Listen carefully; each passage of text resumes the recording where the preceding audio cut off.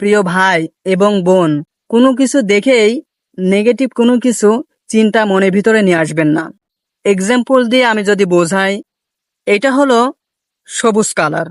আর এই সবুজ কালারের কোনো পোশাক যদি কেউ পরে বা পাগড়ি যদি কেউ পরে, আপনার মন্তব্য যদি নেগেটিভ হয়ে থাকে যে এটা তো ওই দলের লোক পরে, যে দলকে আপনি পছন্দ করেন না, যদিও এটা ইসলামী দল, হয়তো তার আকীদা আপনার পছন্দ না, তবে এই সবুজ কালারের পোশাককে আপনি কখনোই ধিক্কার জানাতে পারেন না, এবং কেউ পরেছে বলে তাকে নেগেটিভ কোনো সাইড আপনি ভাবতে পারেন না।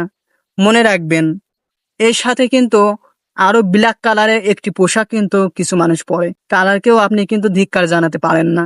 কারণ ওই কালারকে ধিক্কার জানানো, এই সবুজ কালারকে ধিক্কার জানানো, আরো কিছু গোত্রের লোক আছে যারা সাদা পোশাক পরে, ওই কালারকেও আপনি কখনো ধিক্কার জানিয়ে ছোট করে কথা বলতে পারেন না। মনে রাখবেন, এই তিনটা কালারই আমার প্রিয় নবী হযরত মুহাম্মদ মুস্তাফা সাল্লাল্লাহু আলাইহি সাল্লামের পছন্দের, এটা মাথায় রাখতে হবে। ব্যক্তি ওই কালার পরেছে, ওই দল করে, উনার ওইটা উনার বিষয়, কিন্তু আপনি ওই কালারকে যদি অপমান করেন, মনে রাখবেন অপমান করা হবে নবীজিকে, আর নবীজিকে অপমান করা মানেই কিন্তু স্বয়ং আল্লাহকে।